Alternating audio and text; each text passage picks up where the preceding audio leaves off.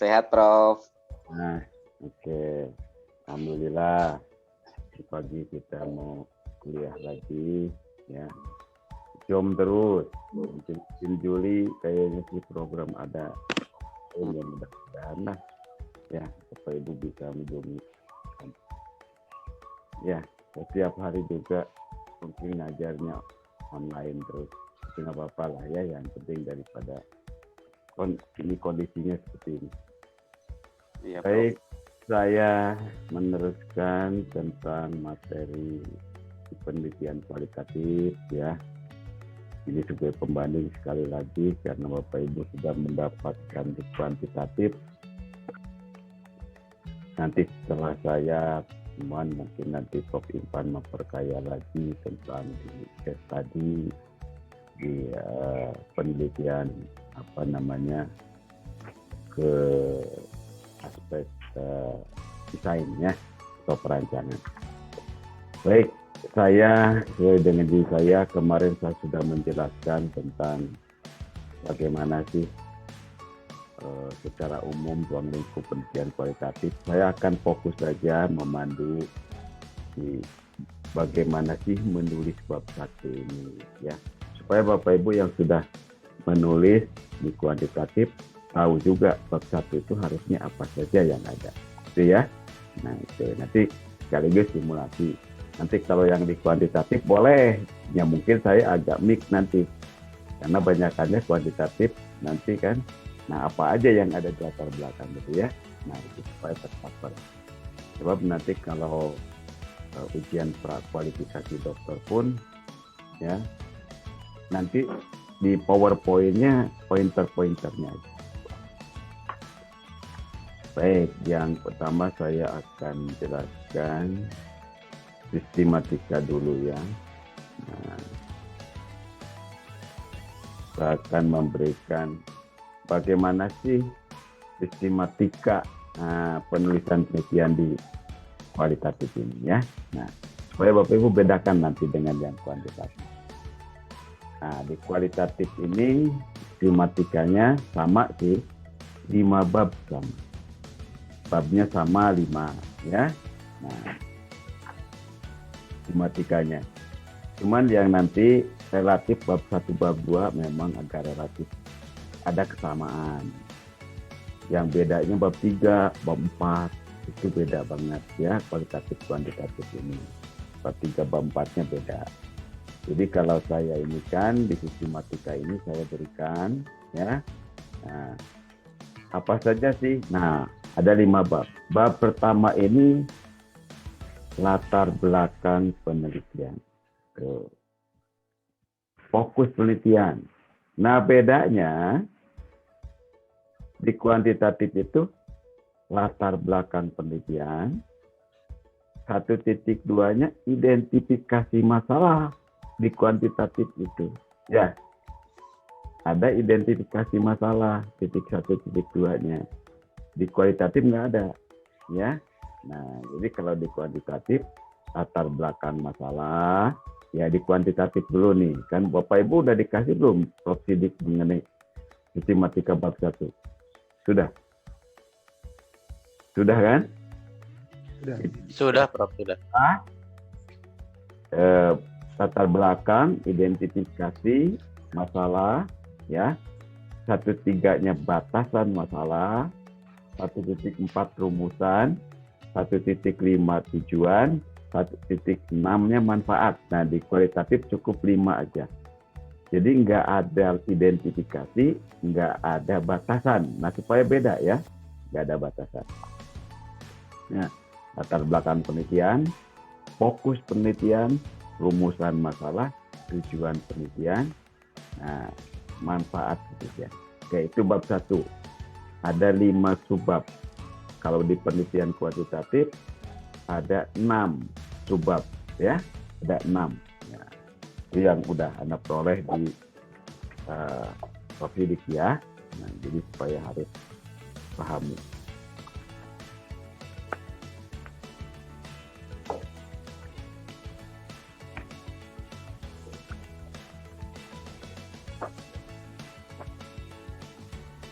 Oke. Bab 2-nya, nah relatif sama. Kajian pustaka sama.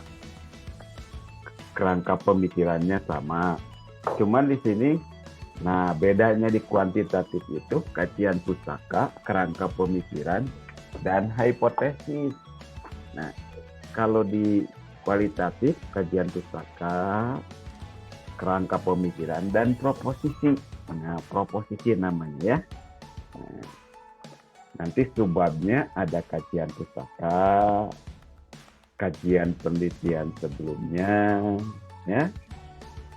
Ada juga posisi penelitian, kerangka pemikiran. Nah, proposisi. Yang beda di bab 2 di kuantitatif, ini aja nih, 2.5-nya bukan proposisi, tapi hipotesis penelitian, ya. Karena di kuantitatif ada hipotesis, kalau di kualitatif tidak ada. Ya, itu yang harus dipahami betul.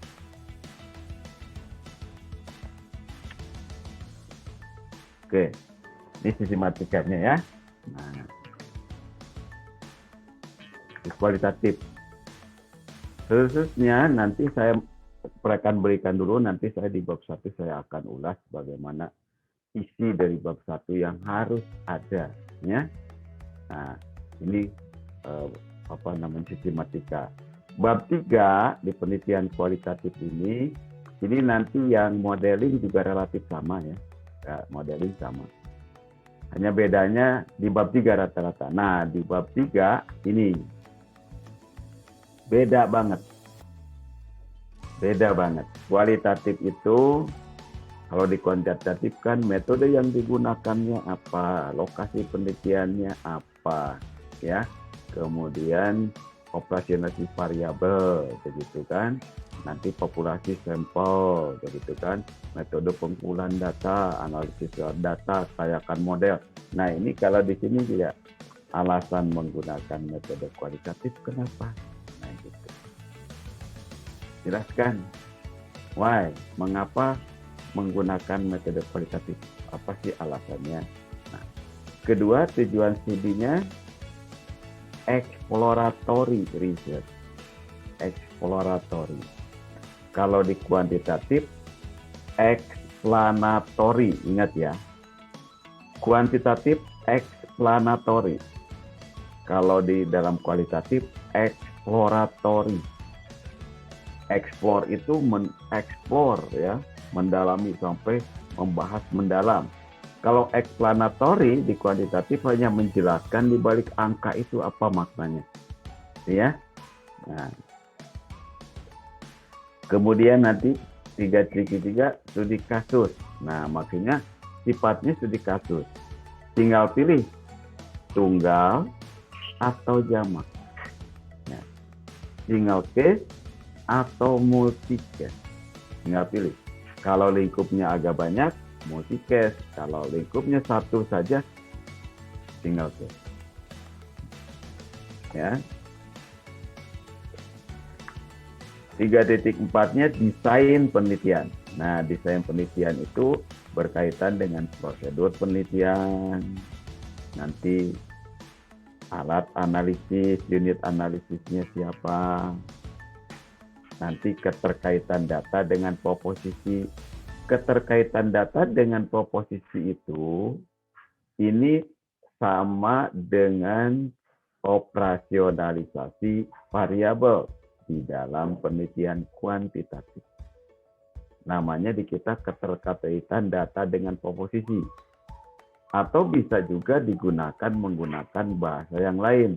Namanya operasionalisasi parameter, bukan variabel. Kualitatif itu operasionalisasi parameter, bukan variabel ya. Nah, nggak ada variabel. Kemudian temuan, interpretasi temuannya apa, nanti diinterpretasikan. Kemudian nanti di 3.5 ada yang namanya kriteria uji kualitas desain penelitian. Nah, kriteria uji kualitas penelitiannya ini atau desain penelitiannya ini menggunakan validitas. Ada uji juga di sini. Ada validitas, reliabilitas, ada.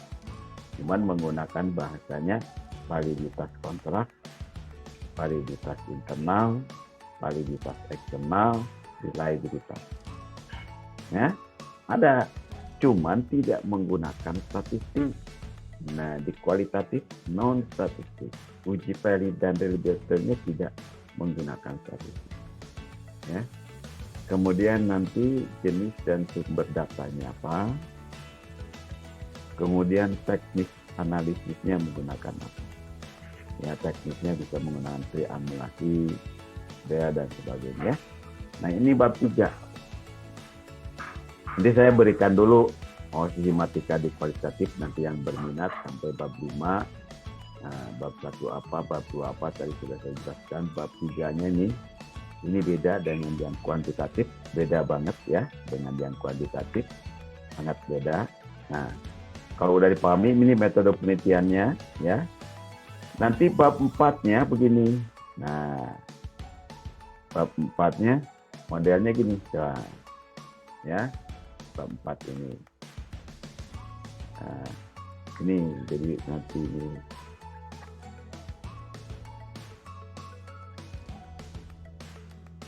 Oke, ya supaya jelas ya.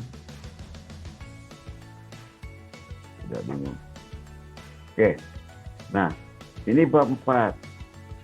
Gambaran umum subjek penelitiannya apa ya? Atau saya nambahkan di sini sedikit lagi. Gambaran umum harus ditambahkan nih, maaf ada yang kurang. 4.2 saya tambahkan ini. Ya, karakteristik responden. Nah, ini penting karena di kuantitatif ada karakteristik. Ini bukan informan ya, maaf. Jadi informan. Nah, namanya informan.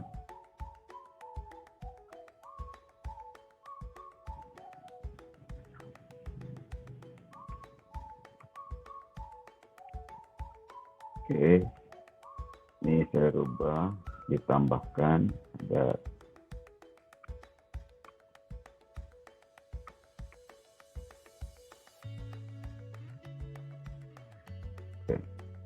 Oke, gini aja lah. Bab 4-nya seperti ini ya. Sebab saya yang membuat sistematika untuk kualitatif ya. Saya yang buatnya jadi sesuaikan.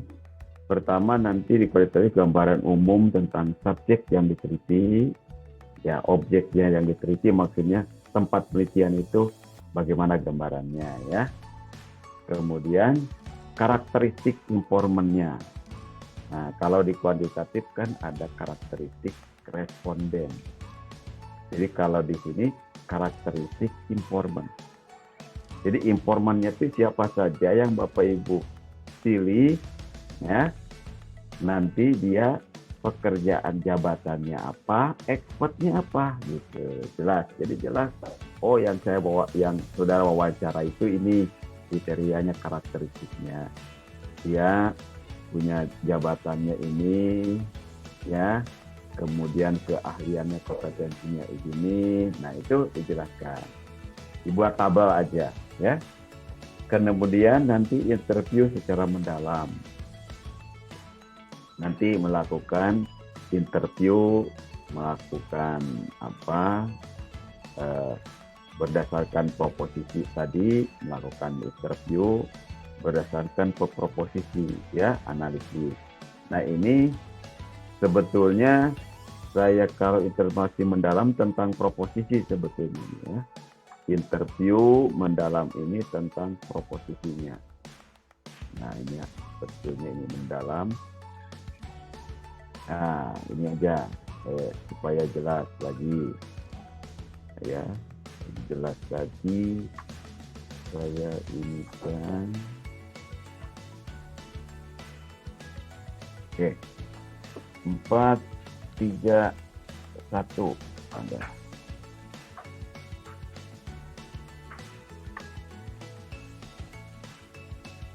Nah, jadi interview tentang nanti interview tentang proposisi 1. Nah, hasil ya, hasil proposisi 1. Nah, proposisi 1 tentang apa nanti saya jadikan, kemudian juga nanti 4, 3, 2 ini tentang proposisi 2 apa hasilnya, interview nanti 4, 3 ya, proposisi 3 jawabannya apa hasil ini. Oke, satu lagi aja ya, biasanya proposisinya sampai 4. Nah, 4, 3, 4. Ini proposisi 4. Oke, itu aja di bab 4. Jadi kita ini hasil nih. Gambaran umum dulu, karakteristik informannya apa, interview secara mendalam, ini hasil. Hasil dari proposisi 1, 2, 3, 4 apa. Nanti sebutkan keterbatasan penelitiannya. Nah, analisis studi kasusnya, sebutkan strategi datanya apa, kasus yang digunakan apa, tekniknya apa, ketika temuan. Nah, diagram model fishbone. Nah, observasi dan wawancara bahwa pelaksanaan tidak wawancara tidak satu tahap, tapi merupakan beberapa tahap. Nanti 47-nya pembahasan, dibahas proposisi-proposisi tadi. Jadi pembahasan di proposisi berdasarkan hasil, dibahas kenapa. Ya. Ini di bab 4. Ini banyak narasi, ya hasilnya. Ini tidak ada angka-angka, statistik. Tapi kalau melakukan kajian deskriptif menggunakan survei dengan kuesioner terstruktur, ya tidak apa-apa. Tapi itu hanya untuk menggambarkan tentang proposisi 1 paling tidak, kondisi existing ya, kondisi 1 dan 2 ya paling tidak. 3, 4 sudah nggak bisa lagi menggunakan kuesioner secara terstruktur. Itu harus wawancara ya, wawancara. Oke, itu bab 4-nya ya. Jadi penelitian kualitatif seperti ini. Bab 5-nya di penelitian kualitatif itu sama, bab 5 itu sampai 5. Kesimpulan. Nah, yang bedanya rekomendasi. Kalau di kuantitatif saran-saran, di sini adalah rekomendasi. Ya. Rekomendasinya apa? Karena berupa problem solving. Ya. Jadi istilahnya merekomendasikan ini yang harus dilakukan. Ya intinya sama sih, sama dengan saran ya. Nah, itu 1 sampai 5 sistematikanya ya. Nah, saya nanti simulasikan untuk bab 1. Nah, menulis bab 1 ini bagaimana sih menulis latar belakang penelitian. Nanti sama dengan yang kuantitatif juga ya, Bapak Ibu relatif sama. Hanya mungkin ya itu hanya keinginan si promotor aja. Kalau promotor ini senangnya saya inginnya landasan normatif dulu. Ada yang lain enggak dong, fenomena dulu yang harus ada. Nah itu nggak apa-apalah, itu diujikan aja ya misalnya ya referensinya.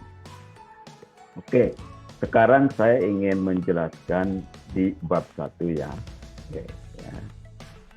Saya ganti ininya, menulis di bab 1 ini apa. Oke, saya akan jelaskan ini. Ya.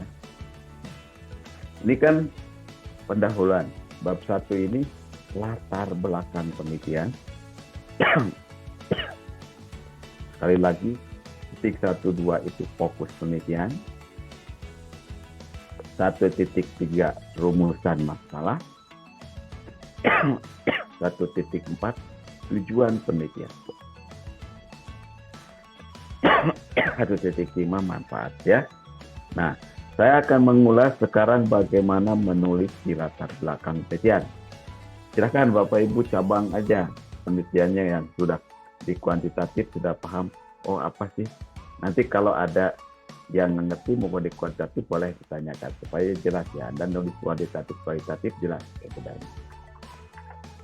Oke, saya akan mengupas sekarang tentang latar belakang di penelitian. Oke, ya, nih latar belakang penelitian. Ya, inti-inti apa saja, landasan-landasan apa saja yang harus terungkap di latar belakang. Sebab kenapa dalam penulisan belakang perlu saya berikan ini? Karena begini, rata-rata ya, bahwa di research atau di disertasi itu rohnya penelitian itu di latar belakang penelitian. Mau kemana penelitian itu, rohnya ada di sini. Makanya ahli peneliti mengatakan 60% penelitian itu adalah kejelasannya harus di latar belakang. Ini rohnya penelitian. Makanya benar, kebanyakan Bapak Ibu nanti disertasi menulis kuantitatif lah, kualitatif lah, model lah. Ya kebanyakannya di abrik-abriknya di bab 1, latar belakang ini. Ya. Karena nggak jelas Bapak Ibu nulis, karena yang menulis disertasi silahkan aja. Ya. Yang pernah mungkin menulis tesis, dulu skripsi, yang paling sulit itu nulis di latar belakang. Benar kan? Tingkat kesulitannya paling tinggi situ ya. Ya, kalau Pak Suroso mau nulis latar belakang penelitian ini, mau cerita apa dulu sih Pak? Mau nulis globalisasi 4.0 atau mau nulis apa? Inginnya kan sesuatu yang baru, tapi nggak ngait gitu ya. Itu kesulitannya tuh nulis latar belakang itu. Mau kuantitatif, mau kualitatif, di sini rohnya sama. Ya, nanti akan saya simulasikan dengan contoh. Kalau Bapak Ibu nulis dengan judul Bapak Ibu nih di kuantitatif, coba saya ingin tanya dulu, nggak apa-apa. Yang di kuantitatif mungkin punya tugas dari Prof. Didi, punya judul tentatif. Apa yang diungkapkan pertama di latar belakang penelitian? Mau cerita apa? Ayo, mau nulis apa kalimat pertama Pak Ade? Fenomena, Prof. Nah, terus? Kemudian literatur biasanya dari jurnal sebelumnya. Nah, terus? Atau misalkan peraturan pemerintah. Kemudian di terakhir disambung dengan penelitian yang kita angkat. Nah, jadi harus jelas, makanya to the point, pointer tadi ya, saya jelaskan. Jangan sampai putar-putar nulis, globalisasi nulis, 4.0, nggak jelas. Mana muter ujung-ujungnya berdasarkan uraian tersebut, saya tertarik meneliti ini dengan judul ini. Ketertarikannya itu di mana? Gitu ya.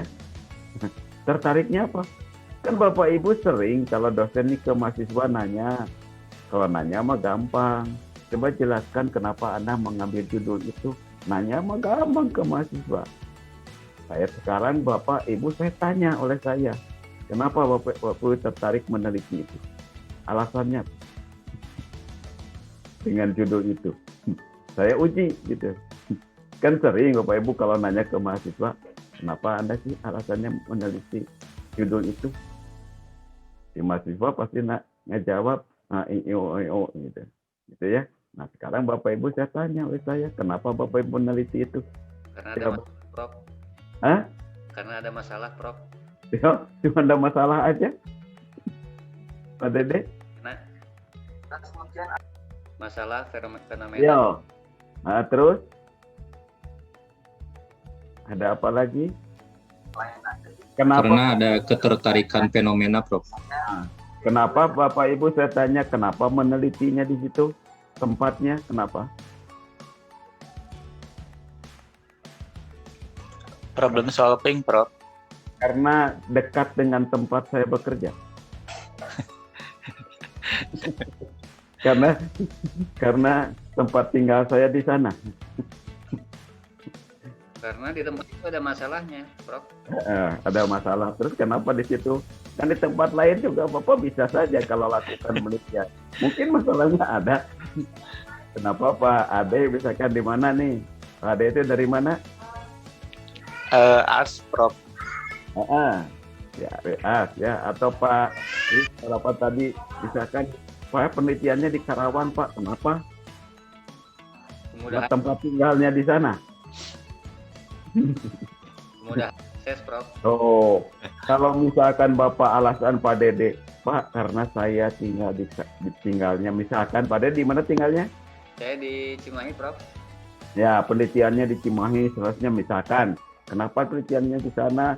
Ya, karena saya tinggal di sana, Pak, karena untuk kemudahan kalau data supaya lebih efisien ya, dan sebagainya. Itu mah alasan teknis, jangan diungkapkan.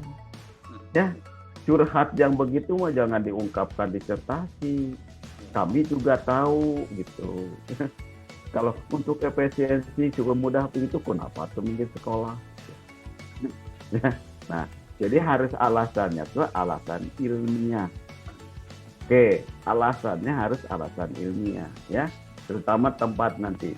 Nah, oleh sebab itu, pertama yang terungkap betul tadi, pertama adalah adanya suatu fenomena masalah.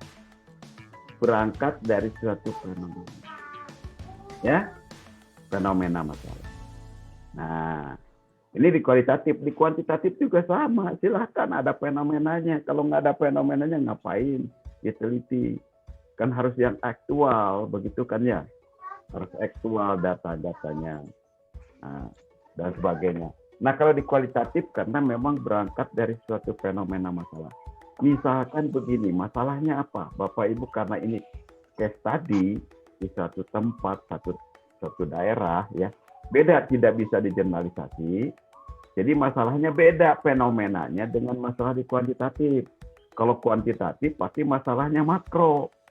Kalau di sini masalahnya sudah ke mikro. Nah, contohnya begini, adanya penyimpangan apa yang seharusnya dengan apa yang terjadi. Nah ini, mengapa? Itu fenomena muncul. Ya, yang harusnya begini, tapi yang terjadi begitu. Itu seringkali mengamati karena kasus, ya. Ini case tadi tidak bersifat umum, ya. Nah, kemudian yang kedua adanya bisa penyimpangan. Ini ada gap nanti, ya. Jadi menimbulkan adanya gap analisis. Penyimpangan antara teori dengan praktek. Teorinya mengatakan itu, tapi prakteknya beda.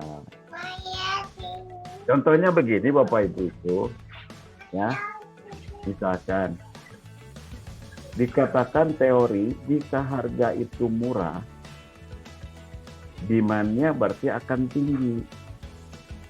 Tapi dalam praktek kenyataannya tidak begitu, gitu. Itu bisa diteliti di dalam satu daerah tertentu. Kenapa seperti itu? Nah, itu bisa jadi sebuah fenomena, ya.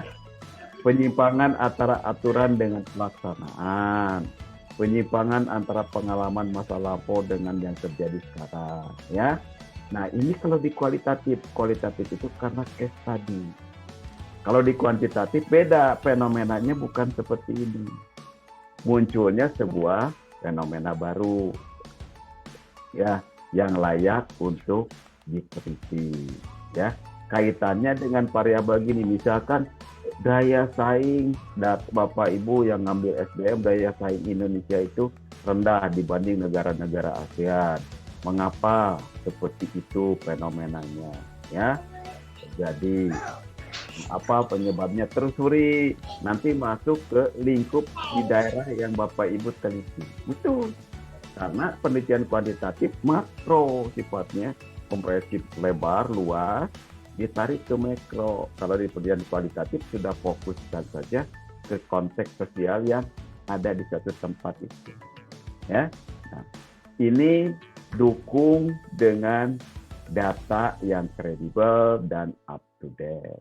Jadi sumber data-datanya dapat dipercaya, ya, dapat dipercaya. Itu fenomena-fenomena yang terjadi. Ya, ingin meneliti, ya. Nanti saya berikan ya contohnya.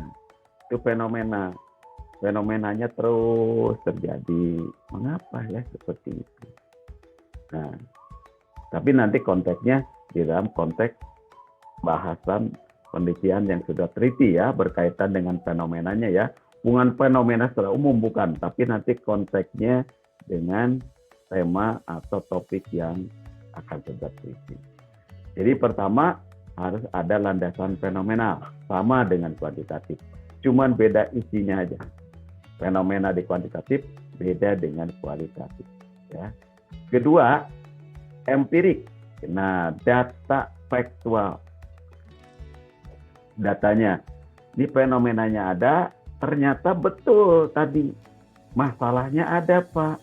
Nah, kalau di dalam penelitian kualitatif, masalah itu akan timbul kalau saudara sudah melakukan satu observasi. Oh, data-data observasi menunjukkan benar bahwa di sini ada masalah. Si faktor-faktor itu, si variabel-variabel itu ada masalahnya. Itu, ya. Yang kedua, di kuantitatif dulu nih. Saudara melakukan prasurvei, ternyata benar di situ ada mengandung masalah. Variabel-variabel yang saudara teliti ada masalah, belum optimal, ya, belum sesuai dengan harapan. Masalah di situ. Nah, empiriknya seperti itu, ya. Nah, kalau di kualitatif, gimana caranya menentukan fakta bahwa itu ada masalah itu, ya? Nah, ada masalahnya itu dari mana? Survei nggak bisa dilakukan dalam kualitatif. Yang bisa dilakukan adalah caranya satu, observasi, dan kedua adalah melakukan analisis FGD atau TOW. Itu kualitatif. Cirinya kualitatif di bab 1, tidak melakukan prasurvei, tidak melakukan kajian prasurvei ya, tapi observasi dan menganalisis SWOT dulu. Oh, ini kelemahannya, ini kekuatannya. Karena tadi kasus satu tempat. Kalau saudara kuantitatif, suatu wilayah nggak mungkin kekuatan kelemahannya karena bervariasi, heterogen. Kalau di kualitatif ke satu tempat bisa dianalisis kekuatannya ini, kelemahannya ini, peluangnya ini, samanya.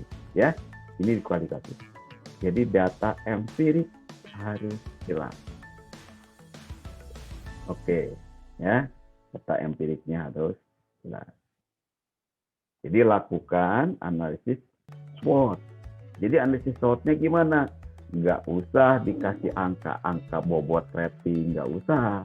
Hanya menginventarisasi saja kelemahannya apa, ya, di tempat yang Bapak Ibu teliti itu, kekuatannya apa, peluang ke depan apa, tantangan ancamannya apa, begitu aja. Nanti kita tahu posisinya penelitian. Oh, di sini benar bahwa peluang tuh ada sebetulnya ini untuk berkembang, tapi si organisasi, si tempat yang tepat Bapak Ibu teliti itu banyak masalah, banyak kelemahan. Itulah kelemahan ini yang harus kita minimize, yang harus kita kelola supaya menghasilkan kekuatan. Begitu. Jelas ya? Ini latar belakang penelitian. Jadi saya mengajukan nanti ada 5 landasan yang harus ada di latar belakang penelitian. Adanya fenomena, adanya fakta empirik, ya. Nah, tapi di sini lakukan SWOT analisis, mengidentifikasi, menginventarisasi, atau caranya ini melakukan analisis SWOT supaya tidak terlalu subjektif, Anda melakukan sendiri, akan lebih bagus dengan FGD, ada second opinion. Ya, ada second opinion dari teman, dari rekan atau dari siapa yang mengatakan, oh iya, jadi ada kesepakatan, oh itu bahannya, ya. Perlu ada second opinion. Ini yang diperlukan di penelitian kualitatif. Ya. Tidak ada, sekali lagi, tidak diperlukan pra-survei. Ya. Observasi is okay, tapi tidak pra-survei. Itu yang pra-survei dengan observasi hanya dilakukan untuk penelitian yang kuantitatif untuk melihat fakta yang sebenarnya di wilayah itu gimana, dan itu dipersepsikan, ya, dipersepsikan. Kalau ini karena informan penelitinya yang jadi informan kunci, persepsi si peneliti sendiri, bukan responden. Ya, nah, bagusnya sih ada second opinion, kita lakukan dengan informan yang representatif. Oke, bisa ya dipahami dua ini? Silakan kalau ada pertanyaan. Kalau ini saya lanjutkan. Oke. Landasan yang ketiga yang harus ada di latar belakang adalah teoritis. Landasan teoritis. Sama di kuantitatif juga harus ada teoritis. Tapi teoritis ini adalah ini ketentuannya. Ada teoritis di latar belakang, tapi yang dimaksud teoritis bukan ini. Nah, ya. Di kuantitatif sama. Teoritis itu tentang peran dan pentingnya tema yang diteliti. Tidak boleh ada definisi. Di kuantitatif juga peran pentingnya variabel yang saudara teliti. Bukan definisi dari variabel itu. Ya, ingat. Kalau saudara menulis banyak yang menuliskan di latar belakang tentang definisi. Sebenarnya di kuantitatif Anda pengaruh kepemimpinan, ya, komitmen ini di SDM terhadap kinerja. Ya, yang dimaksud kepemimpinan ini adalah ini yang dituliskan oleh ini. Bukan itu di latar belakang. Anda salah tempat. Definisi ada tempatnya di bab 2. Bukan di latar belakang. Di latar belakang menjelaskan tentang peran pentingnya variabel di kuantitatif atau tema yang diteliti di dalam penelitian kualitatif. Tidak boleh definisi. Ngerti ya? Ini masih banyak nih, banyak peneliti. Ya, nah, ya, Tri ya. Pak Dede juga nanti kalau saya tanya kenapa Anda menelitinya tentang kenapa yang teliti Anda variabel itu? Coba jawabannya apa? Kenapa meneliti variabel itu? Karena ada masalah tentang Nah, satu ada masalah, kedua ada fenomena, fenomena nampak, ketiga teoritisnya. ada teori yang mengatakan Nah, tentang jadi dikatakan bukan definisi, karena jangan gini, karena Pak variabel itu ada definisinya, bukan begitu, ya. Tapi peran pentingnya, seperti saudara kan, Pak Ade itu meneliti, saya tanya Pak, mengapa istri Bapak Bapak memilih istri itu seperti sebagai istri Bapak, gitu, ya. Nah, kan jawabannya bukan karena istri Bapak ada namanya, bukan itu. Tapi peran pentingnya begitu. Ngerti nggak? Ya? ya, Jadi peran pentingnya variabel yang kecil. Awas, jangan ada definisi. Ya. Nah, literatur di atas 2020. Ya, awas, jangan yang lama-lama. Ya. Nah, apalagi tahun 1900-an masih dipakai. Ini udah 1 abad yang lalu. Jadi yang terbaru ya literaturnya itu ya. Nah, itu latar belakang. Oke. Kemudian setelah teoris diungkapkan, landasan normatif. Nah, landasan normatif. Apa sih landasan normatif itu? Untuk memperkuat sebagai dasar payung hukum mengapa fenomena dan fakta tersebut penting untuk diteliti. Itu landasan fenomena ini. Misalkan pendidikan. Nah, misalkan ada fenomena baru walaupun sudah diklarifikasi. Dalam undang-undang terbaru Sisnas itu katanya bahwa Pancasila dan agama itu tidak menjadi kurikulum pokok. Walaupun sudah dikasih, misalkan muncul fenomena baru bisa itu. Nah, dasar hukumnya apa? Nah, itu dikatakan. Anda mengkaji, why, mengapa sih tidak masuk? Di situ kurikulum. Nah, landasan normatifnya Anda ungkapkan jelas. Jadi landasan normatif itu ya bisa undang-undang itu yang paling umum.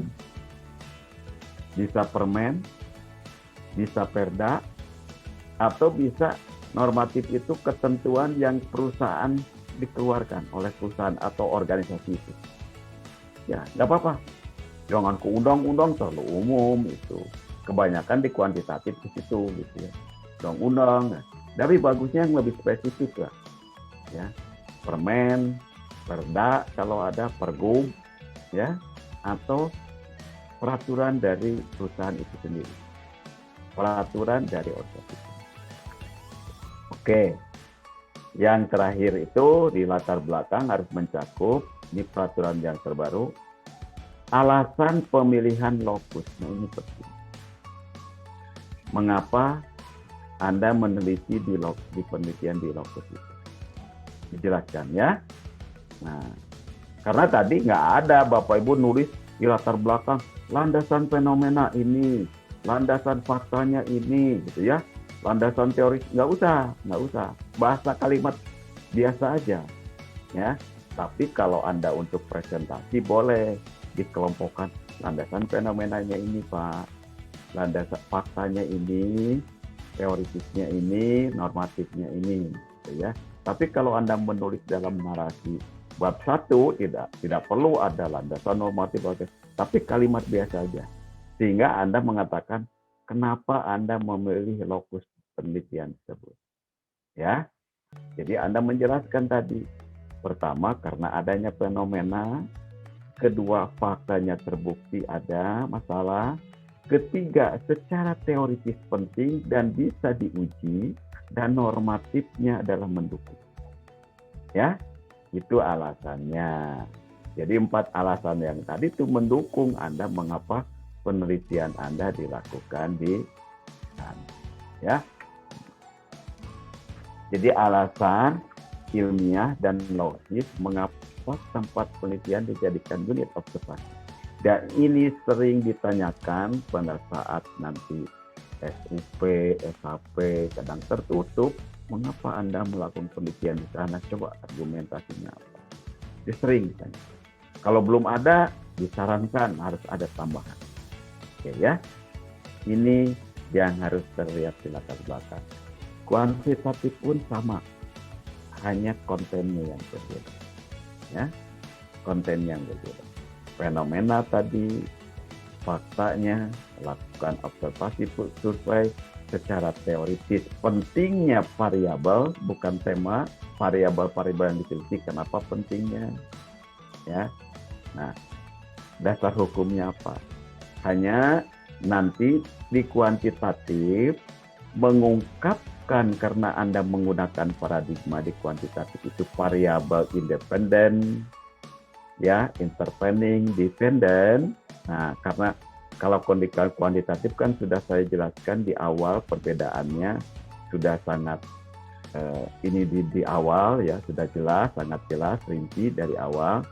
Nah, X, Y, Z. Jadi mengungkapkan di latar belakang itu Anda seperti baca Quran, mengungkapkannya dari kanan dulu ke kiri. Kalau kuantitatif, jadi dari Y dulu, mengungkapkannya fenomenanya semua dari Y tarik ke X, bukan fenomena daripada variabel X ke Y ya, ingat, tapi Y tarik ke X. Kalau kualitatif tidak demikian, tema sentralnya aja apa misalnya. Ya, nah itu di latar belakang. Ya, kuantitatif awas, jelas tuh kuantitatif harus dari belakang tarik ke depan. Ya, nanti bab 2 balikan lagi. Kalau di kualitatif tiba tema sentralnya apa? Nah, oke. Ada pertanyaan di latar belakang? Silakan. Nah, silakan. Izin Prof, Ya, silakan. untuk yang literatur itu di mix antara luar dan ini internasional dan nasional nggak Prof? Ya, teoritis pentingnya boleh, tapi ini kan bukan definisi. Pentingnya si variabel itu boleh diambil dari teks asing boleh. Ya, Anda mengatakan penting, tapi bukan definisi ya. Ingat, boleh. Teks asing boleh, Indonesia boleh. Ya, umumnya kalau di latar belakang biasanya udah bahasa Indonesia. Ya. Teks asing itu adanya nanti di bab 2 di definisi variabel di landasan pusaka, ya. Pasuka ungkapan setelah mendalam. Oke. Jadi sekali lagi ada 4 tadi, fenomena, fakta, empiris, teoritis, normatif. Ya. Nah, ini saya sedikit supaya tidak lupa nanti Anda mungkin nanti banyak yang menulis disertasi Anda dari perguruan tinggi lain. Ya. Nah, terutama Anda di empirik nih. Ya. Kalau di kita saya katakan data faktual, kalau di kuantitatif ya. Saudara melakukan observasi dan yang kedua lakukan survei kalau penelitian Anda adalah tentang berkatakan persepsi. Penelitian saudara misalkan menggunakan cross-sectional. Anda pasti menggunakannya adalah prasurvei. Ya, observasi dan prasurvei. Ya, itu. Jangan Anda mengutip fakta empirik itu dari penelitian-penelitian terdahulu yang hasilnya tidak konsisten. Mas, karena pengujian Anda bukan ke sana. Saya katakan bukan ke sana arahnya. Ingat yang di kuantitatif nih. Ya. Anda mengungkapkan penelitian-penelitian dahulu yang mirip yang tidak konsisten. Penelitian ini mengatakan signifikan, penelitian ini tidak signifikan. Maka saya tertarik mau meneliti memperkuat yang mana. Bukan penelitian Anda bukan ke sana. Ya. Karena nanti saya katakan di rumusannya seberapa besar, bukan apakah. Jadi cukup Anda melakukan observasi dan lakukan prasurvei.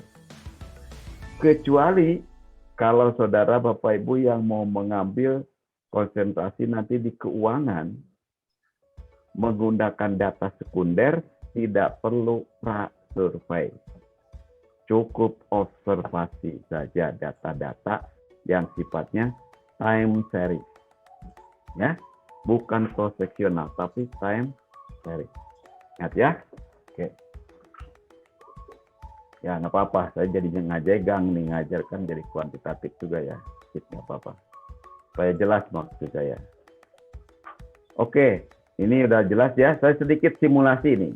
Silakan Bapak Ibu saya simulasi di kuantitatif seperti ini. Saya contohkan.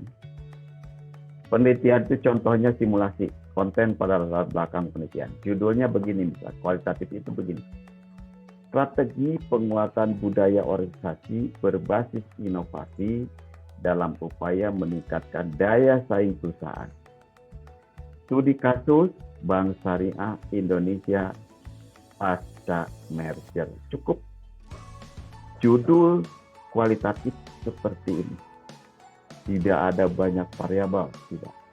Nah, itu ya. Ini contoh simulasi kualitatif. Strategi penguatan organisasi berbasis inovasi dalam upaya meningkatkan daya saing perusahaan. Studi kasus Bank Syariah Indonesia pasca merger. Setelah merger nih, ya kita berteliti nih, menarik bagaimana sih menguatkan organisasi karena masing-masing budaya kerja mereka beda-beda gitu. Di masing-masing tempat sekarang dijadi satu, karyawannya disatuin. Nah, sedangkan sekarang daya saing harus berbasisnya inovasi. Gimana caranya ini menarik untuk diteliti? Itu contoh kualitatif. Ya, coba saya ingin tahu simulasi Bapak Ibu. Fenomenanya coba apa di dalam contoh ini? Ya, perlu simulasi ini. Yang tertarik aja nanti kualitatif. Kalau kuantitatif nggak terlalu saya jelaskan karena Prof. Sidik sudah menjelaskan. Ya. Coba dalam fenomenanya apa? Mau menjelaskan? Mergernya, Prof. Nah, adanya fenomena merger. Terus dengan dilakukan merger karena apa, Pak? Pak Ade?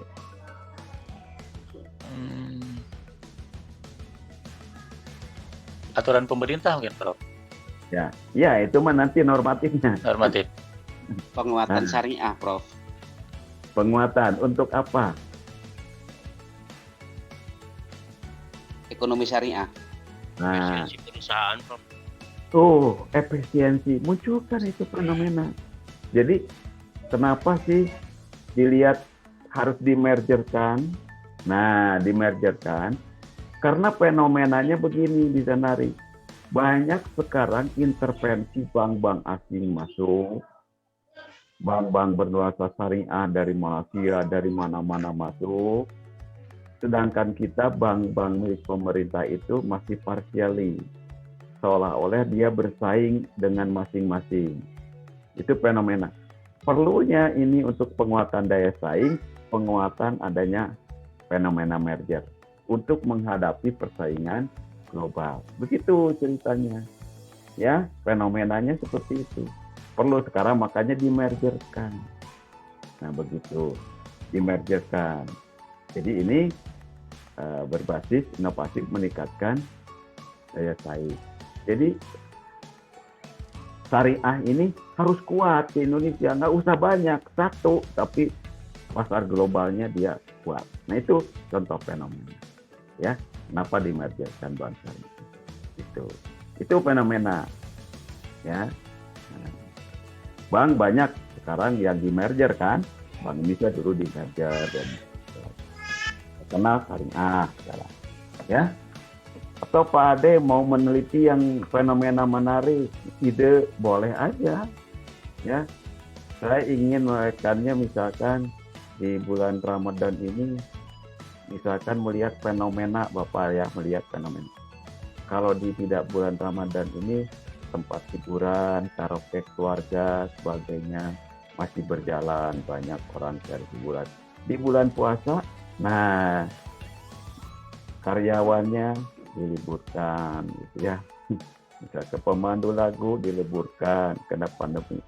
Gimana coba kalau Pak Ade ini punya ide ingin buka karaoke syariah Indonesia? Nah, itu menarik. Di bulan ya Pak Kris ya. Di bulan puasa tuh ada karaoke syariah, menarik tuh. Dikaji boleh yang gitu mas, kualitatif. Boleh diteliti. Ya. Kedua, oke, saya kembali lagi. Fenomena udah jelas tadi. Yang kedua, faktanya. Empiriknya, lakukan SWOT analysis. Ya, lakukan. Oh, kelemahannya bank syariah itu tidak efisien. Begitu. Kalau parsial, terkotak-kotak ini tidak efisien biayanya. Daya saingnya rendah. Jaga. Ya, kompetensi SDM ini ungkapkan dari data itu kelemahannya. Kekuatannya apa? Kekuatan yang dimiliki adalah bank ini milik pemerintah. Nah, plat merah, ya. Sudah jelas visi misinya dan sebagainya, kekuatan diungkapkan. Peluang ke depan apa? Ancamannya apa? Nah, itu enak fenomenanya. Nah, ini contoh kualitatif, ya. Nah, itu fakta. Jadi ini kalau di kuantitatif kan nggak ada ini, harus variabel-variabel ya, banyak. Oke. Yang ketiga, coba kalau mau menjelaskan tentang teoritisnya gimana? Yo. Teoritisnya apa yang mau diungkapkan? Yuk, dari contoh judul ini, mau mengungkapkan apa tentang kajian teoritisnya, di latar belakang. Budaya organisasi, Prof.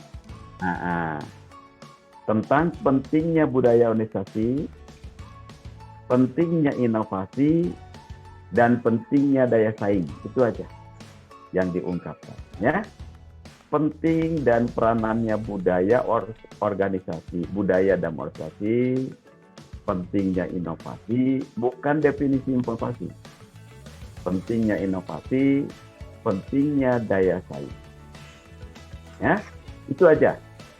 Nah, nggak usah tentang penting apa itu bank, pentingnya bank, nggak usah, itu mah lokus saja. Jadi intinya di kualitatif budaya, inovasi, dan daya saing. Ya, kalau saudara nanti di dalam kuantitatif, pentingnya variabel-variabel yang saudara teliti. Paham ya? Oke.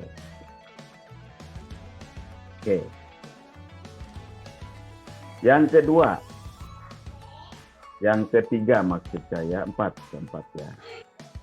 Landasan normatifnya apa?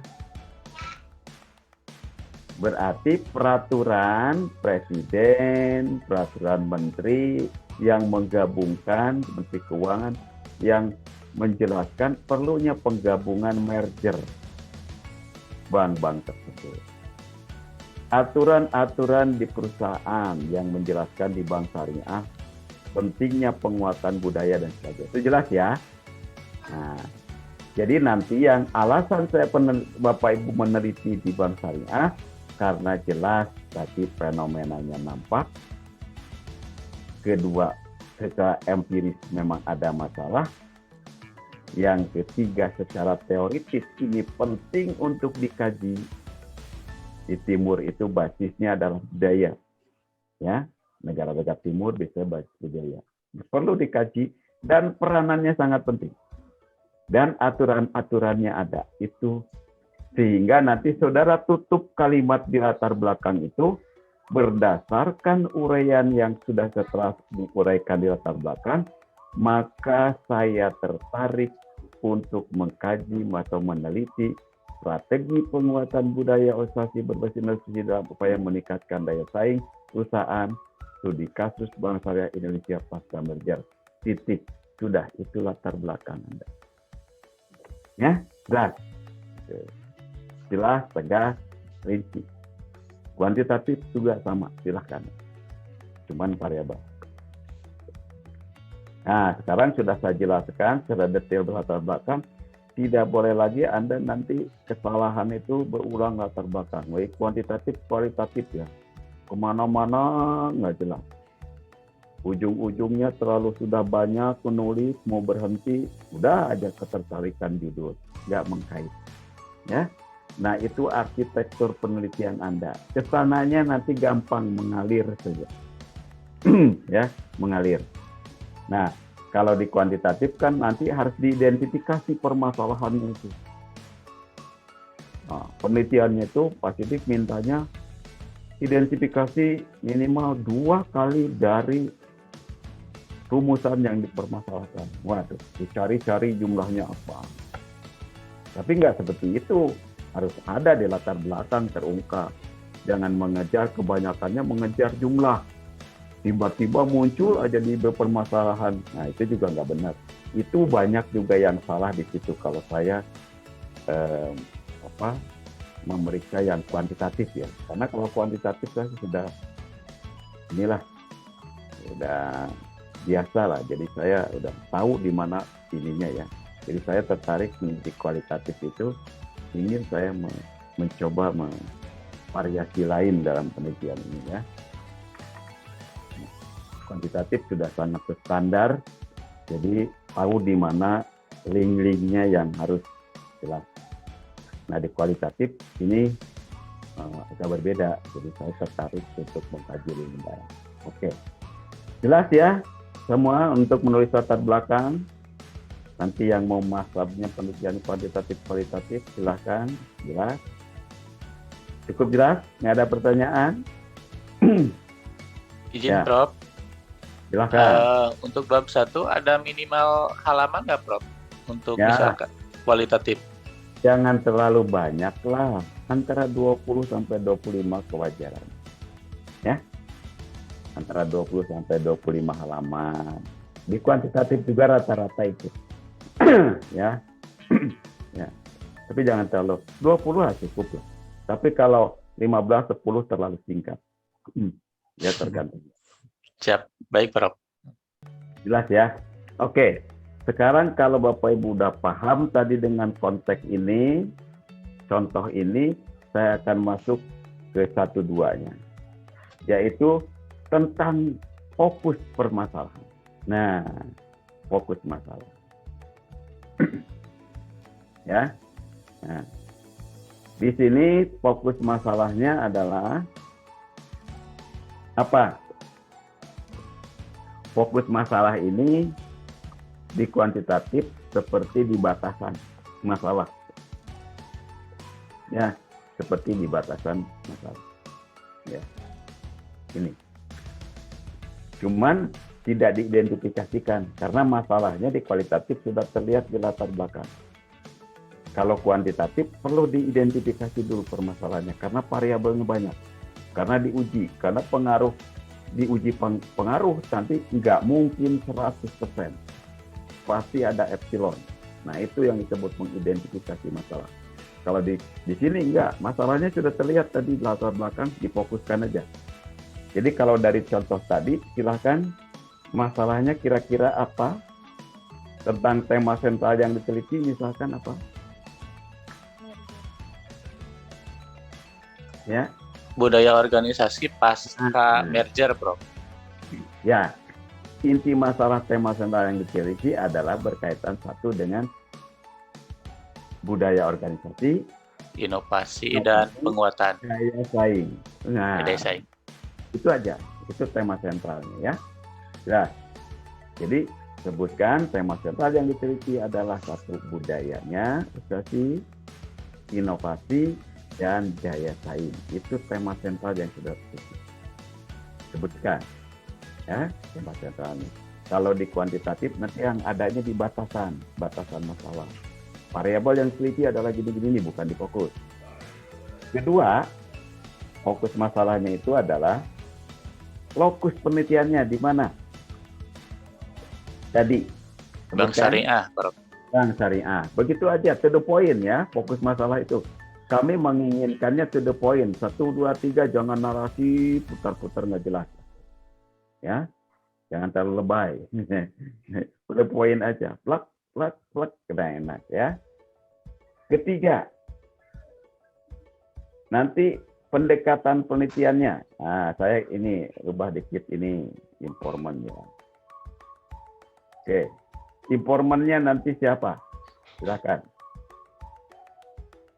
Yang akan saudara teliti siapa informan? Ahli mungkin, Prof. Ahli bank syariah. Oke, dari yang pertama dulu. Kalau mau meneliti budaya tuh yang dirasakan siapa dulu? Karyawan. Salah seorang aja karyawan di Bank BSI ya. Salah seorang aja yang paling senior lah. Bapak pegang. Kalau mau pakai semua karyawan boleh, tapi pakai prasurvei tentang persepsi. Boleh. Tapi kalau mau diambil salah seorang aja, wawancara aja. Oke. Kedua, siapa? Yuk. Karyawan. Kedua. Supervisor mungkin, Prof. Nah, Prof. Kedua siapa? Supervisor atau manajer gitu, Prof. Nah, manajer. Pimpinan. Betul. Pimpinan. Itu pengambil keputusan, ya. Nah, 2 orang tuh formennya. Ketiga siapa? Unsur pemerintah mungkin, Prof.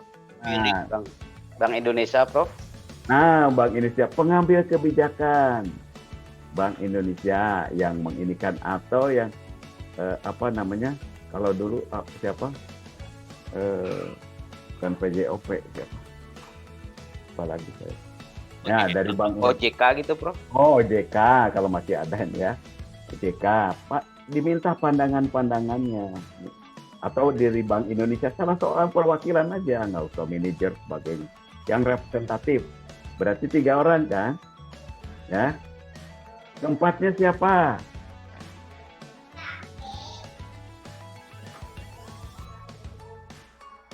Siapa?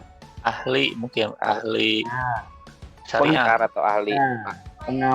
pengamat tentang bank syariah yang nulis sering, maka nulis di surat kabar atau Anda menggunakan ini sering bisa diminta pendapatnya ya. Walaupun memang tidak mendalam sih kalau dengan itu nanti ya. Nah, itu perlu pengamat ya, bank syariah siapa yang ini kan. Atau ada juga yang memang mengkomparasi ke bank syariah di Malaysia. Ya, ada, boleh itu. Tapi sekarang by email, bahkan Google Form juga bisa ya. Tidak ketemu nggak apa-apa, gitu ya. Tapi ada track record surat menyurat karena kondisi pandemi. Yang terakhir 5, satu lagi kalau diperlukan siapa? Dewan Pengawas Syariah. Nah, tadi udah Dewan Pengawas Syariah itu dari OJK. itulah antara OJK sudah itu salah satu aja. Mau Dewan Pengawas, mau dari Bank Indonesia, dari OJK salah satu aja. Seorang lagi di siapa? Nah, Pemerintah, Prof. udah pemerintah tadi. Udah. Satu orang lagi dari siapa? Malah Nah, Sabah. Akademisi, Prof. akademisi yang mengajar tentang perbankan syariah. Akademisi, ya. Gitu. Minimal nanti gelarnya doktor. Jelas ya, informannya 5 orang. Boleh? Cukup. Nah, ini fokus. Jadi memfokuskan ke sana. Kemudian pendekatan penelitiannya apa? Kualitatif. Kualitatif. Sifat penelitiannya gimana? Single case atau multi case? Single case, Prof.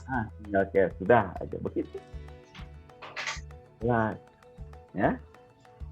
Kalau di kuantitatif kan batasan variabel yang ditelitinya ini, ya. Kemudian lokusnya, unit analisisnya siapa, unit observasinya siapa, teknik samplingnya apa, itu di kuantitatif, di batasan. Kalau ini sudah saya jelaskan temanya apa, lokusnya apa, informannya siapa, pendekatannya ini, sifat penelitian ini. Oke, paham ya? Baru Izin setelah- bertanya, Prof. boleh. Kalau untuk dari pihak regulator ya, taruh tadi dari BI atau OJK itu, Prof. Nah, itu untuk jabatannya sendiri ada minimalnya nggak, Prof? Misalnya minimal manajer tentang apa gitu atau Nah, boleh. pimpinan. Nah, misalkan akan ada 12 pimpinan representatif. Tapi begini, mungkin dia staf ahli pimpinan nggak apa-apa. Misalkan pimpinan yang merekomendasikan aja. Jadi Iya. mengajukannya ke pimpinan, tapi pimpinan nanti merekomendasikan silahkan dengan Bapak ini, dengan ini, nggak apa-apa. Silahkan. Ya. Terima kasih, Prof. Jelas ya. Nah, ada lagi pertanyaan? Nggak ada ya? Oke. Kalau nggak ada, saya masuk sekarang ke rumusan. Ini penting. Ya, rumusan masalah. Nah, sekali lagi, kalau di kuantitatif, rumusan masalah itu akan tergantung kepada banyaknya variabel yang diteliti. Deskriptif, verifikatif. Kalau variabelnya 5, kalau didetailkan ini minimal rumusannya di kuantitatif itu 10 rumusan. Kalau di kualitatif, mau berapapun, mau modelnya bagaimana, judulnya apa, saya minimal selalu mintanya 4 saja rumusan sudah cukup. 4. Ya. 4. Tidak akan tergantung kepada banyaknya variabel. Atau nanti ada variabel ini basis inovasi, 4 atau 5. Nah, 4 atau 5. Kita simulasikan di sini ya. Oke, nanti saya inikan. Saya simulasikan. Ini kan kelihatan ya Bapak Ibu ya, kita simulasikan. Oke, coba dari judul ini, saudara rumuskan rumusannya gimana? Kita simulasi. Ini Oke. semua menggunakan kata bagaimana. Tidak ada verifikatifnya. Bagaimana strategi, Prof? Strategi penguatan Bank Syariah Indonesia pasca merger. Nah, oke. Bagaimana implementasi? Nah, penerapan budaya ya. Jadi existing dulu ini. Penerapan budaya organisasi gini pada BSI ya, pasca merger ini gimana? Nah, udah gitu aja. Ini rumusan yang pertama. Bagaimana implementasi penerapan budaya organisasi pasca merger? Ya, bagaimana sih? Nah, ini kan bisa ditanya kepada pertanyaannya kepada siapa informan tadi? Cukup kepada karyawan dan cukup kepada pimpinan di sana. Nggak perlu kepada pengamat dan sebagainya. Dia nggak akan tahu. Karena yang tahu ini informannya existing condition yang ada di BS. Nah, jadi dua informan aja yang ditanya. Itu kan tidak semuanya. Ngerti nggak? Ya? Nah, dia kalau informan yang dari luar mana tahu. Yang merasakan kan internal. Oke. Coba, ini berarti ada 2-3, jadi agak nambah nih bagaimana tentang ini. Silahkan, nanti saya ini kan. Yang kedua, kira-kira apa yang akan saudara rumus? Yo, kita latihan. Jelas.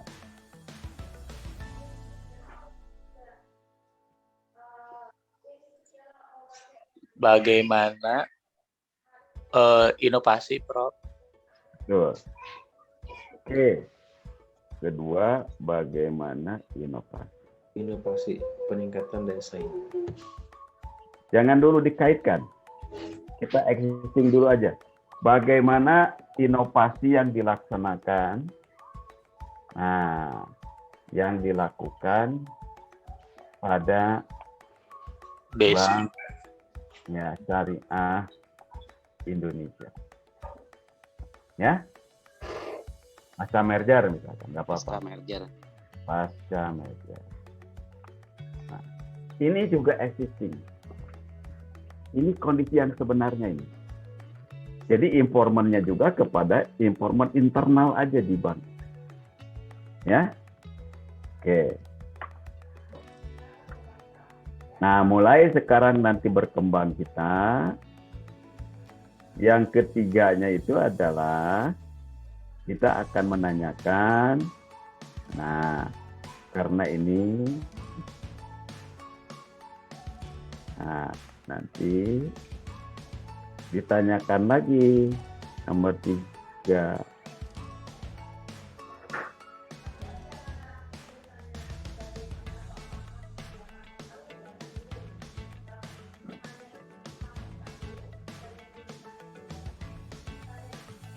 Oke, ini bentar ya, saya ini kan dulu, ini agak sempit. Oke, saya tarik sini.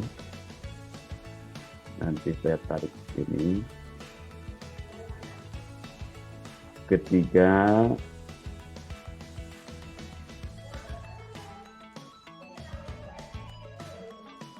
nah, yang ketiga bagaimana? Yuk. Peningkatan daya saing. Nah, jangan dulu pakai peningkatan, jangan. Kondisi existing, daya saingnya saja. Bagaimana daya saing Bank Syariah itu? Daya saing. Nah, kalau memberikan daya saing sudah mulai Bapak nanyanya kepada pimpinan karyawan. Tahu ya, karena kepada OJK tadi regulasi, tanya ke daya saing mah. Udah mulai ke tingkatan eksternal kepada expert ya, kepada dosen. Jadi nanya, daya saingnya gini. Karyawan mah nggak akan tahu. Ngerti nggak? Ya. Nah, oke, 3. Keempat, apa yang dilakukan? Nah, penelitian ini faktor-faktor apa saja? Nah, begini. Yang menghambat penerapan ya, penguatan budaya dan ini implementasi daya saing, implementasi inovasi pada BSI. Nah, Bapak Ibu mengidentifikasi faktor-faktor apa saja sih hambatan-hambatan dalam melakukan penguatan budaya, ya, berinovasi, hambatannya apa saja? Karena ini mungkin karena beda-beda, nggak mau bekerja sama, misalkan beda dia sudah gayanya di sana BNI begini, Mandiri begini, yang lain begini, susah gitu melakukan koordinasi sehingga inovasi menghambat. Itu yang kekaitan itu. Penghambatnya apa saja? Ya. Nah, nanti yang terakhir baru ya ada 5 karena di sini ada 3 tema tadi kaitan. Jadi bagaimana masuk saudara ke judul, bagaimana strategi. Nah, bagaimana strategi penguatan itu budaya, organisasi, temanya silakan aja berbasis inovasi ya dalam upaya meningkatkan daya saing. Nah, ini ke judul. Nah, jadi istilah kata Sunda mah ya perusahaan. Nah, kata Sundanya mah kojonya itu ada di rumusan terakhir ini. Rumusan cukup 5. Ini nih. Nah, ya. Jadi cukup 5 ini. Ini semuanya pertanyaannya deskriptif. Nggak ada verifikatif. Kalau di kuantitatif kan bagaimana deskriptifnya variabel itu disebutkan per kelompok saja, per kelompok variabel. Nanti verifikatif, seberapa besar pengaruh ini pada ini, seberapa besar pengaruh ini, tergantung model yang Anda, alat analisis yang Anda gunakan. Kalau Anda menggunakan SEM, berarti simultan dulu Anda ujinya. Ya, kalau Anda menggunakan jalur, berarti parsial dulu Anda mengujinya. Itu cara-caranya sudah ada standar ya di kuantitatif itu. Nah, kalau di sini rumusan masalah bagaimana penguatan organisasi peningkatan daya saing. Bisa ya? Nah, cukup 5 aja. Nanti yang dibahas proposisinya 5. Jadi yang dijawab itu 5 ini. Dibahas di bab 4. Paham? Ngerti ya? Oke, lagi. Ya, Bro. Tujuan penelitian untuk apa? Untuk apa? Untuk mengetahui, Prof. Nah, oke. Rumusan masalah. Nah, Menjawab rumusan masalah. menjawab rumusan masalah untuk mengetahui. Nah, saya ingin tahu. Kalau Bapak Ibu sudah mengetahui untuk apa? Sudah diketahui untuk apa?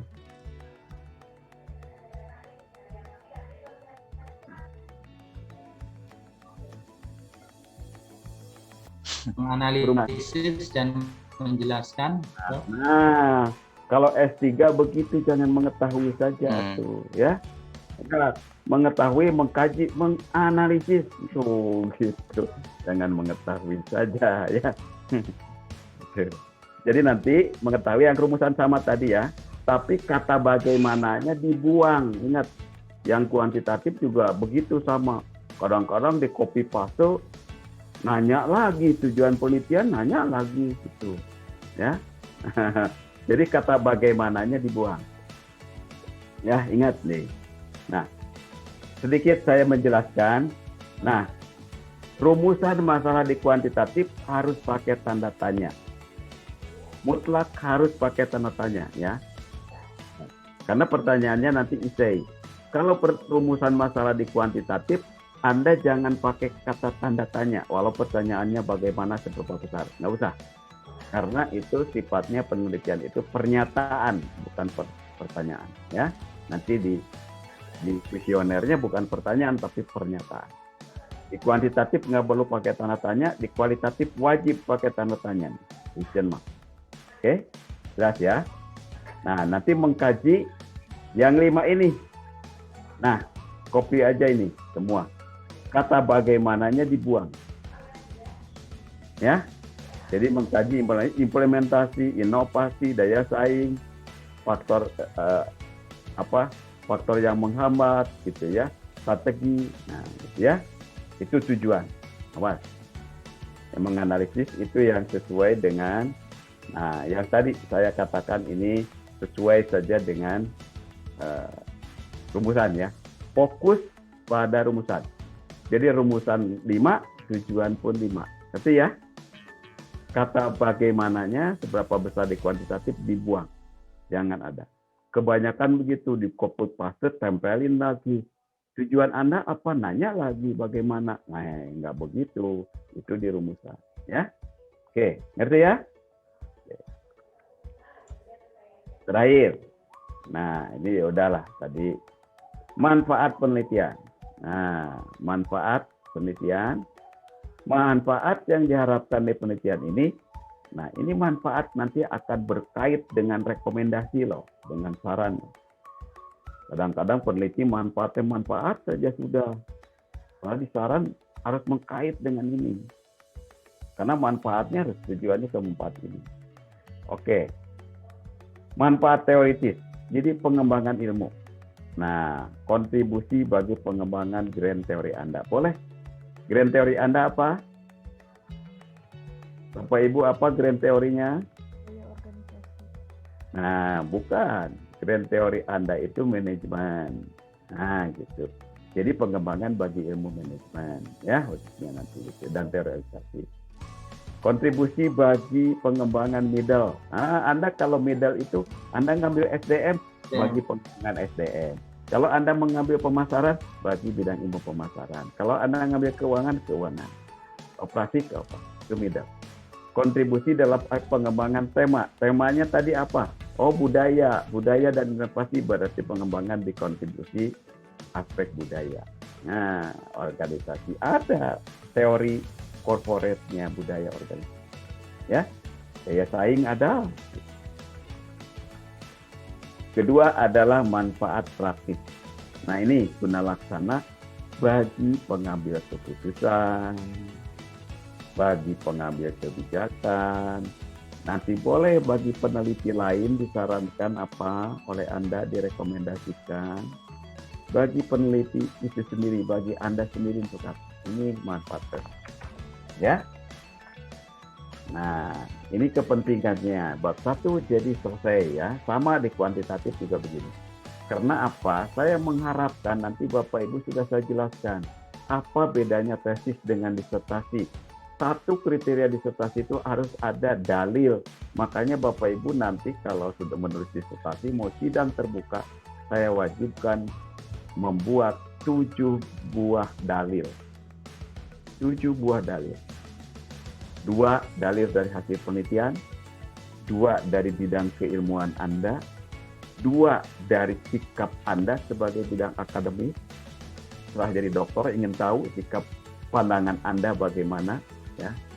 1 bagi pengembang implementasi kepada masyarakat. Itu 7 dalil yang kemarin, 2 dari hasil penelitian, 2 dari teori yang saudara gunakan, temanya penelitian itu, 2 sikap Anda sebagai akademisi setelah jadi doktor itu, ya.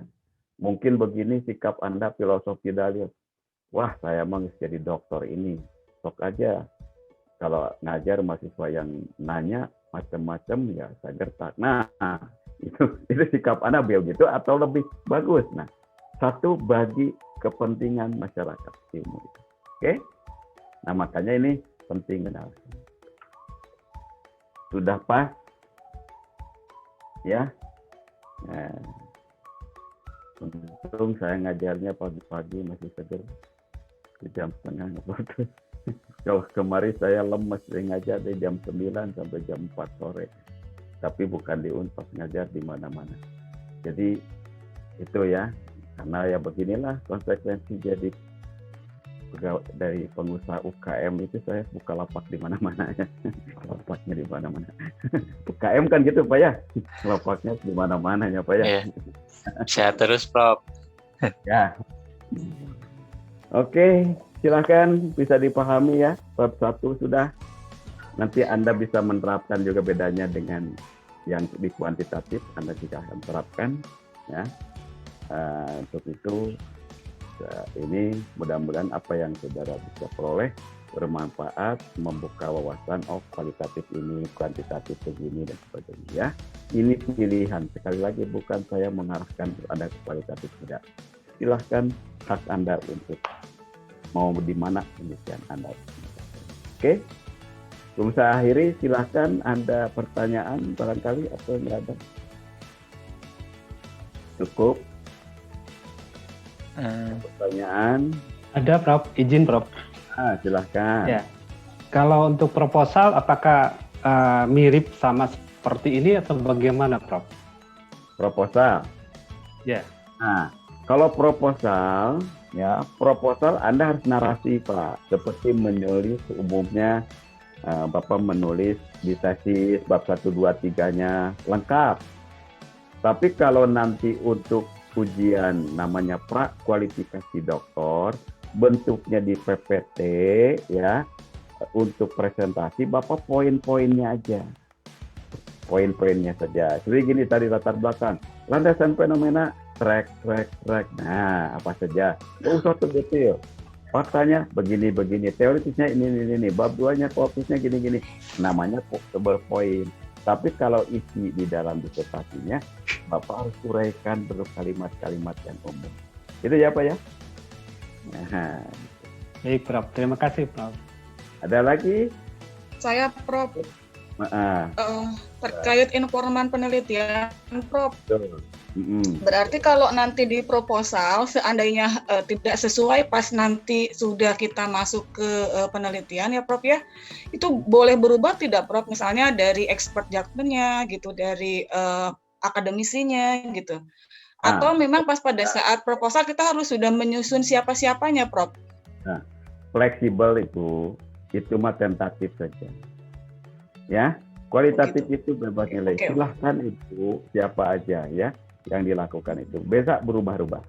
Itu tuh hanya untuk tentatif informan ini. Ya. Kuantitatif mah harus jelas. Karena gini Bu, kalau di kuantitatif harus jelas dari awal karena harus homogen jelas. Kalau di penelitian kualitatif kan heterogen itu. Siapa saja orangnya. Mungkin orang ibu misalkan dan itu, tapi ada badan baru yang lebih representatif atau orangnya ganti dengan ini, kan bisa berubah-ubah. Fleksibel. Ya Bu ya? Oke. Nah. Oke, maaf. Ya, ada lagi? Cukup? Prof, Zaki Prof, mau izin tanya Prof. Mangga, Zaki. Ya, jadi Prof, kita tuh harus siapkan proposalnya minimal 3 bab dulu tadi ya Prof. Dari rumusan tujuan. Terus itu kapan due date-nya Prof? Bapak Ibu, setelah ujian prakualifikasi doktor akan kami laksanakan setelah Bapak Ibu kuliah selesai, setelah ujian ya.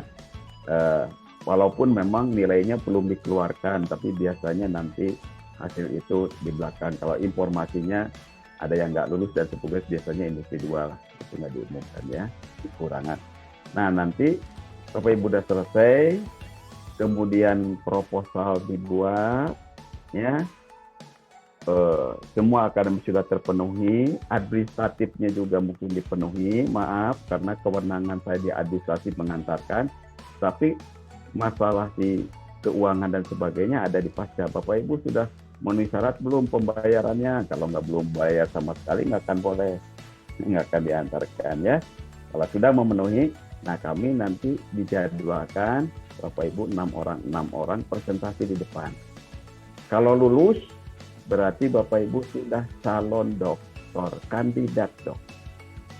Ya, kalau enggak harus ngulang lagi. Kalau enggak juga, ya kami nggak sampai di DO lah, nggak apa-apa. Nanti DO-nya sendiri aja kalau Bapak Ibu tidak selesai ya DO sendiri. Nanti ikut ke angkatan berikutnya. Ya, makanya buat dari sekarang ya. Setelah kuliah selesai, Bapak Ibu buat mau kemana penelitian itu. Gitu ya, Pak? Baik, Prof. Insya Makasih, Allah, Prof. Prof. Ya.